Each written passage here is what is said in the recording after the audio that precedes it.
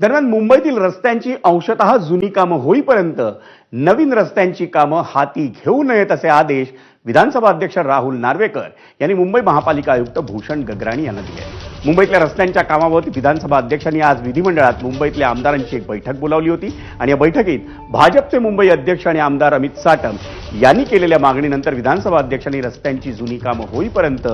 नवीन रस्त्यांची कामं हाती घेऊ नयेत असे आदेश मुंबई महापालिकेला दिले. जी रस्त्यांची कामं सुरू आहेत ती पूर्ण करण्यासंदर्भातला निर्देश देण्यात आलेले आहेत आणि त्याच सोबत एकूण जे उर्वरित रस्ते जे अद्याप सुरू करण्यात आले नाही आहेत ती कामं पण 31 तारखेनंतर त्वरित चालू करण्यासंदर्भात चर्चा झाली आणि